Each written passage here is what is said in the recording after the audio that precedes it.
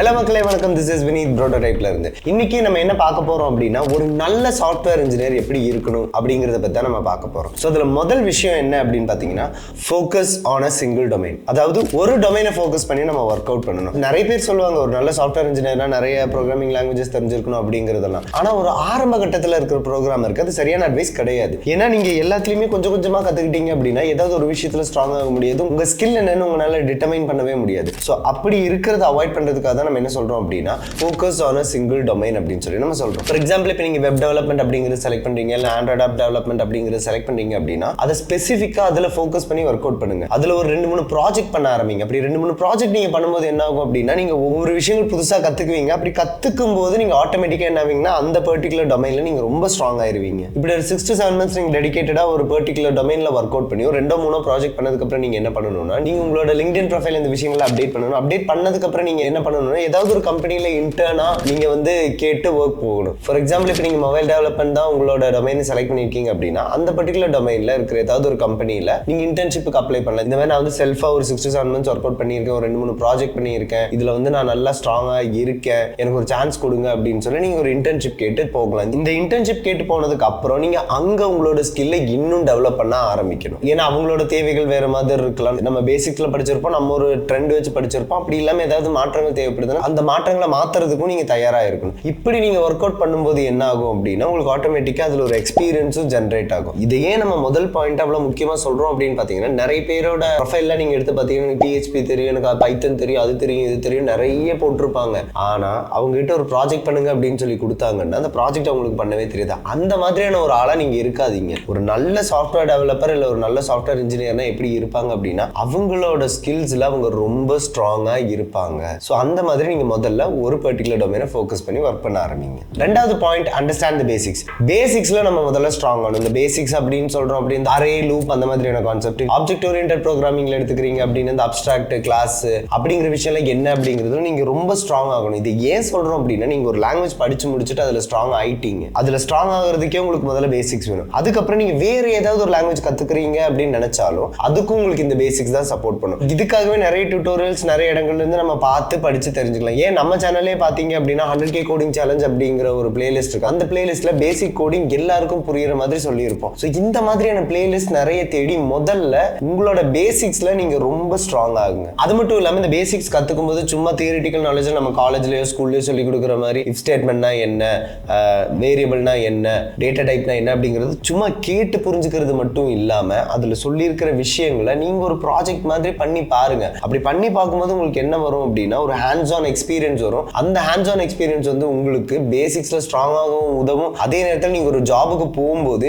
எந்த ஒரு விஷயம் புதுசா தெரிஞ்சுக்கிட்டாலும் அதை இம்ப்ளிமெண்ட் பண்ணி பார்க்கணும் அப்படிங்கிற ஒரு மைண்ட் செட் உங்களுக்கு ஆட்டோமேட்டிக்கா கொண்டு வந்துடும். மூணாவது பாயிண்ட், லவ் யோர் கோட். நீங்க பண்ற கோடை நீங்க லவ் பண்ண ஆரம்பிங்க. நம்ம எந்த ஒரு விஷயம் நம்ம பிடிச்சு பண்ணும்போது அது அவ்வளவு ஆசையா பண்ணுவோம் இல்லையா? ஃபார் எக்ஸாம்பிள் இப்போ உங்களுக்கு குக்கிங் பிடிக்கும் அப்படின்னா அந்த சமைக்கும் போது நீங்க அதுல ஒவ்வொரு இன்கிரீடியன்ட் போடும்போது கூட அதை ஃபுல் லவ்வோட போடுவீங்க இல்லையா? அதே மாதிரி தான் நீங்க கோட் படிக்கும் போது நீங்க அந்த கோடை லவ் பண்ணி படிக்கணும். படிக்கும்போது நமக்கு நிறைய எரர்ஸ் வரலாம். நம்ம ஒரு விஷயம் ட்ரை பண்ணும்போது அதுல நிறைய எரர்ஸ் வரும். அப்படி எரர்ஸ் எல்லாம் வரும்போது நீங்க அதுல ஃபீல் பண்ணாம நீங்க என்ன பண்ணணும் அப்படின்னா வர்ற எரர்ஸ் அப்படிங்கிறது நமக்கு கத்துக்கிறதுக்கான ஒரு வழி அப்படின்னு பாருங்க. இப்போ ஒரு எரர் வருதுன்னா அந்த எரரை எப்படி ரெக்டிஃபை பண்ணணும் நம்ம கண்டுபிடிச்சிட்டோம்னா அடுத்த தடவை அந்த எரர் வராம நம்மளால அந்த கோட் எழுத முடியும் இல்லையா? அதே மாதிரி தான் ஒவ்வொரு விஷயம் நம்ம பண்ணும்போது நமக்கு ஒரு எரர் வருது அப்படின்னா அந்த எரரை லவ் பண்ண ஆரம்பிங்க. அப்படி லவ் பண்ண ஆரம்பிக்கும் போதே உங்களுக்கு என்ன ஆகும் அப்படின்னா ஆட்டோமேட்டிக்கா நீங்க புதுசா கத்துக்கிறதுக்கு நிறைய ஆரம்பிப்பீங்க. சும்மா டைம் பாஸுக்கு நான் கோட் கத்துக்க வந்தேன், சும்மா கோடிங்னா எப்படி இருக்குன்னு பாக்குறதுக்காக வந்தேன் அப்படின்னு நீங்க படிக்காம உங்களோட டைம் அண்ட் எஃபர்ட் கம்ப்ளீட்டா கோடிங்க்குன்னு போட்டு பண்ணீங்கன்னா தான் உங்களால அது ரொம்ப ஸ்கில்டா மாற முடியும். ஒரு நல்ல சாஃப்ட்வேர் டெவலப்பர் இல்ல நல்ல ஒரு சாஃப்ட்வேர் இன்ஜினியரா மாற முடியும். இது ரொம்ப சிம்பிளா சொல்லணும் அப்படின்னா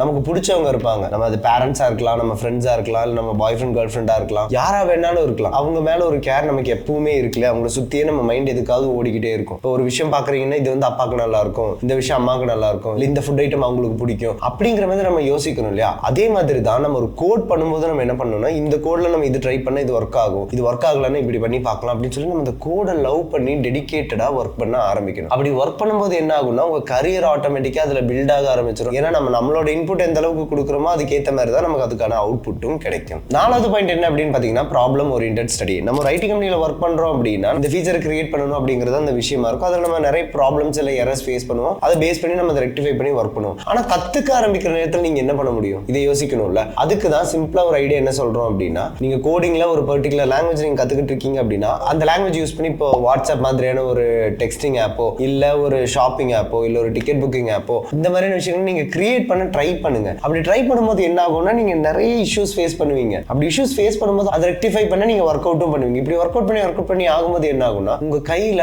ஆட்டோமேட்டிக்கா ஒரு ஆப் பில்ட் பண்ற அளவுக்கு ஸ்கில்லே வந்துடும். அதே நேரங்களில் அது ஒரு ஆப் பில்ட் பண்ணும்போது என்னெல்லாம் பிரச்சனைகள் வரும் அப்படிங்கறதே நீங்க புரிஞ்சுக்குவீங்க. அந்த பிரச்சனைகளை ரெக்டிஃபை பண்றதுக்கான வழியும் உங்களுக்கு தெரிஞ்சிடும். இப்படி செய்யற ஒவ்வொரு ப்ராஜெக்ட்டையும் நீங்க என்ன பண்றீங்கன்னா உங்களோட ப்ரொஃபைல்ல போடுங்க. ஃபார் எக்ஸாம்பிள் இப்போ இந்த வீடியோ எடிட்டர்ஸோட ப்ரொஃபைல்ஸ் எல்லாம் நீங்க பாத்தீங்கன்னு வச்சுக்கோங்களேன், இந்த ஷார்ட் ஃபிலிம்ல ஒர்க் பண்ணியிருக்கேன், இந்த ஆட்ல ஒர்க் பண்ணியிருக்கேன் அப்படின்னு சொல்லி அவங்களோட இதெல்லாம் போட்டு ஒரு லிங்க் போட்டு கொடுப்பாங்க. நமக்கு ஆட்டோமேட்டிக்காக என்ன ஒர்க் பண்ணியிருக்காங்க எப்படி ஒர்க் பண்ணியிருக்காங்கன்னு பார்க்கறதுக்கு அந்த லிங்கை கிளிக் பண்ணாலே போதும், ஆட்டோமேட்டிக்காக நம்ம அங்கே போயிடுவோம். அதே மாதிரி தான் நீங்களும் இந்த மாதிரி நிறைய ப்ராஜெக்ட்ஸ் கிரியேட் பண்ணுவோம். இந்த ப்ராஜெக்ட் எங்கேயாவது நீங்கள் ஹோஸ்ட் பண்ணியிருப்பீங்க இல்லையா, அந்த லிங்க்ஸ் எல்லாம் எடுத்து உங்கள் ப்ரொஃபைலில் போடுங்க. அப்படி போடும்போது அந்த ப்ரொஃபைலை கிளிக் பண்ணி பார்க்குறவங்களுக்கு என்ன தோணும்னா, ஓகே இந்த மாதிரி ஒர்க் பண்ணியிருக்கான் அப்படிங்கிறது தோணும். அந்த ப்ராஜெக்ட்டை பார்த்தாலே உங்களோட ஸ்டாண்டர்ட் என்ன அப்படிங்கிறது உங்களுக்கு தெரிய ஆரம்பிச்சிடும். உங்களுக்கு ஜாப் கிடைக்கிறதுக்கான வாய்ப்புகளும் இருக்கு. நீங்க ஒரு நல்ல சாஃப்ட்வேர் இன்ஜினியர் ஆக முடியும். அஞ்சாவது பாயிண்ட், நம்ம சேனல்ல ஐடி ஃபீல்ட்ல கரியர் செட் பண்றதுக்கான எல்லா டுட்டோரியல்ஸும் வரப்போகுது. அப்ப இதெல்லாம் பார்த்து படிக்கிறப்போ எப்படி உங்களுக்கு டவுட்ஸ் வரும், இந்த டவுட்ஸ் எல்லாம் கிளியர் பண்றதுக்கு ஃப்ரீ 1 month சப்போர்ட் நம்ம சேனல்ல ப்ரொவைட் பண்றோம். அது வேணும்னா நம்ம brototype.com அப்படிங்கிற வெப்சைட்ல போய்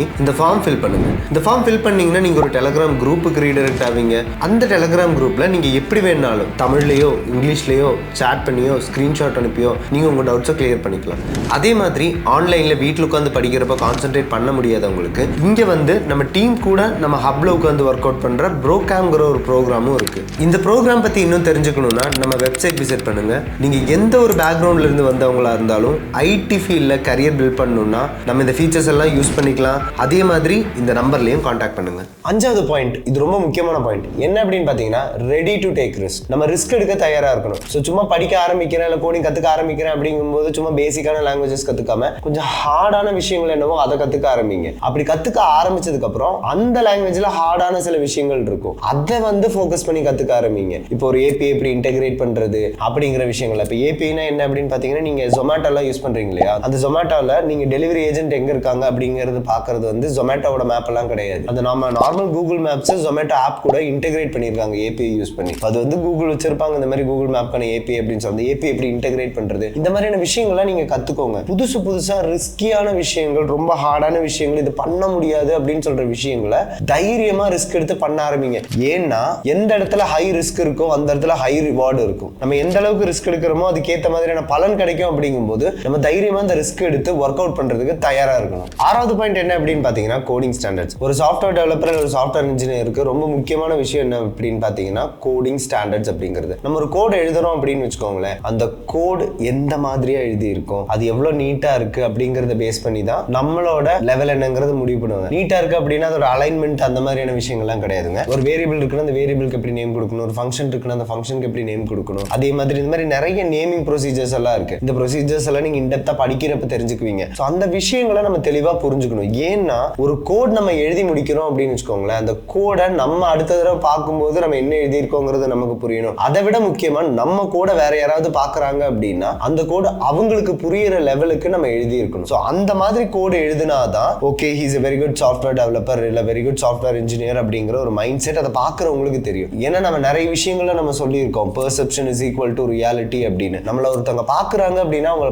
பார்க்கும்போது நம்மளை பத்தி என்ன நினைக்கிறாங்களோ அதுதான் நம்மளை பத்தின அவங்களுடைய ரியாலிட்டியா இருக்கும் அப்படின்னு சொல்லியிருக்கோம். அதே விஷயம் உங்க கோடுக்கும் அப்ளை ஆகும். எப்படின்னா உங்க கோடை பார்த்தோன்னே இந்த கோடு புரியுற மாதிரி இருக்கு அப்படின்னா ஓகே இது எழுதினவங்க நல்ல ஒரு சாஃப்ட்வேர் இன்ஜினியரா தான் இருப்பாங்க, ஒரு சாஃப்ட்வேர் டெவலப்பரா தான் இருப்பாங்க அப்படிங்கிறது தோணும். நீங்க ஸ்கில்ல வேற லெவல்ல இருக்கலாம், உங்களுக்கு அல்டிமேட் ஸ்கில் இருக்கலாம். அப்படி ஸ்கில் இருந்தும் உங்க கோடு பார்த்து புரியல அப்படின்னு வச்சுக்கோங்களேன், யாராம இப்படி கோடு எழுதி இருக்கான் ஒரு மண்ணும் புரிய மாட்டேங்குது அப்படின்னா பாக்குறவங்க சொல்லுவாங்க. அந்த மாதிரியான தாட் மத்தவங்களுக்கு கொண்டு வரக்கூடாது. நம்ம கோட கிறிஸ்பா நீட்டா இந்த விஷயங்கள் இதுக்கு தான் யூஸ் பண்ணியிருக்கோம் அப்படின்னு கோட கரெக்டா கோடிங் ஸ்டாண்டர்டோட எழுத தெரிஞ்சிருக்கணும். நம்மளோட கடைசி பாயிண்ட் டீம் ஒர்க். ஏன்னா நம்ம ஒரு கம்பெனில போய் வேலை செய்யறோம் அப்படின்னா நம்ம தனியா வேலை செய்ய போறது இல்லை, நம்ம கூட ஒரு டீம் இருக்கும், அந்த டீம் கூட சேர்ந்து தான் நம்ம வேலை செய்யணும். ஆனா அந்த டீம்ல இருக்கிற எல்லாரையும் நமக்கு பிடிக்கும் நம்மளால சொல்ல முடியும். இப்போ நீங்க ஸ்கூல்ல இருக்கீங்க காலேஜ்ல இருக்கீங்க அப்படின்னா உங்க கூட படிச்சவங்களே பாதி பேர் உங்களுக்கு பிடிக்காது, மீதி பேர்கிட்ட நீங்க பேசியிருக்க கூட மாட்டீங்க. ஆனா ஒரு டீம்னு வரும்போது எல்லாருமே கனெக்டடா தான் இருக்கும். ஃபார் எக்ஸாம்பிள் இப்போ நம்ம டீமே நான் சொல்றேன் அப்படின்னு வச்சுக்கோங்களேன், வீடியோ பிரசென்ட் பண்றதுக்கு ஸ்கிரிப்ட் அந்த மாதிரியான விஷயங்கள் நான் பண்றேன் அப்படின்னா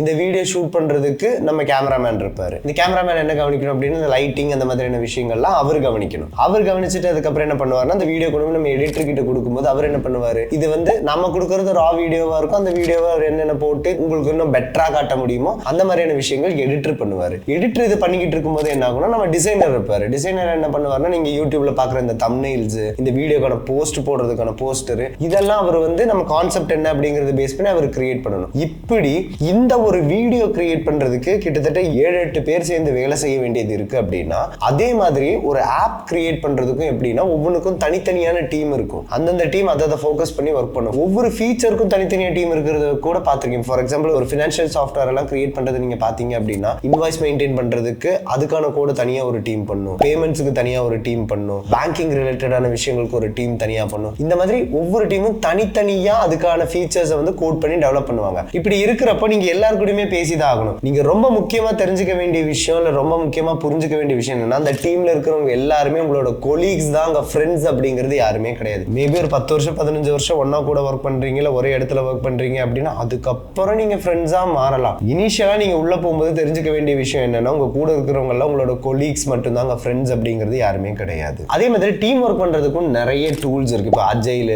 ஸ்க்ரம், கேன்வன் ஃப்ளோ, இந்த மாதிரி நிறைய விஷயங்கள் இருக்கு. இந்த விஷயங்கள் எல்லாத்தையும் நீங்க தெரிஞ்சுக்கோங்க. இந்த விஷயத்தை எதுக்கு தெரிஞ்சுக்க சொல்றோம் அப்படின்னா, ஒருவேளை ஃபியூச்சர்ல நீங்க டீம் மேனேஜர் இல்ல டீம் லீட் ஆகும்போது அது உதவியா இருக்கும். அதே நேரத்தில் நீங்க ஒரு டீமுக்குள்ள போகும்போது இந்த ஒரு விஷயம் உங்களுக்கு எக்ஸ்ட்ராவா தெரியுது அப்படின்னா உங்க மேல ஒரு இம்ப்ரெஷன் அதிகமா கிரியேட் ஆகும். ஃபார் எக்ஸாம்பிள் இப்போ நீங்க ஸ்க்ரம் எடுத்துக்கிறீங்கன்னா, ஸ்க்ரம்ல ஸ்பிரிண்ட் எப்படி டிவைட் பண்றது அப்படிங்கறதெல்லாம் நீங்க தெரிஞ்சு வச்சிருக்கீங்கன்னு சொன்னா உங்களுக்கு ஒரு அடிஷனல் ரெஸ்பான்சிபிலிட்டி கொடுக்கலாம், உங்க மேல ஒரு இம்ப்ரெஷன் அதிகமாகலாம். அப்படின்னா என்னன்னா எந்தெந்த டாஸ்க் யார் யார் பண்ணணும் அப்படிங்கிறது பிரிக்கிறது தான். இந்த மாதிரி ஒவ்வொரு விஷயத்தையும் நீங்க கத்துக்கிட்டீங்க அப்படின்னாலே உங்க மேல இருக்கிற இம்ப்ரெஷன் ஆட்டோமேட்டிக்கா அதிகமாகும். அது மட்டும் இல்லாம நீங்க ஒரு 1 இயர் ஒர்க் பண்ணி முடிச்சிட்டீங்க அப்படின்னா வேற ஒரு கம்பெனிக்கு ஷிஃப்ட் ஆகுறீங்க, இல்லைன்னா அங்கேயே வந்து உங்களுக்கு வந்து ஹைக் இல்ல ப்ரொமோஷன் அப்படின்னு பேசுறாங்க அப்படின்னா இந்த விஷயம் எல்லாம் தெரியுது அப்படின்னு சொல்லி நீங்க இன்னும் கொஞ்சம் ஹையர் பேக்கேஜ்க்கு நார்மலா 30% 40% ஹை கொடுத்து ப்ரொமோஷன் பண்றாங்கன்னா ஒரு 50% 60% ஹைக்கும் ப்ரொமோஷனும் வாங்குறதுக்கான வாய்ப்புகள் ரொம்பவே அதிகமா இருக்கு. இப்போ நீங்க கேட்கல, நான் ஒரு ஃப்ரெஷரா இருக்கேன், நான் எப்படி ஒரு டீம் ஒர்க்கை பத்தி பேசுறது, நான் எப்படி ஒரு டீம் மேனேஜ்மெண்ட்டை பத்தி அவங்க கிட்ட பேசுறது அப்படின்னா நீங்க ஓப்பனா சொல்லுங்க, நான் ஒரு ஃப்ரெஷர் தான், ஆனா எனக்கு இந்த கான்செப்ட் எல்லாம் இன்ட்ரெஸ்ட் இருக்கு, இதை பத்தி எல்லாம் நான் வந்து தெரிஞ்சு வச்சுக்கிட்டு இருந்திருக்கேன்,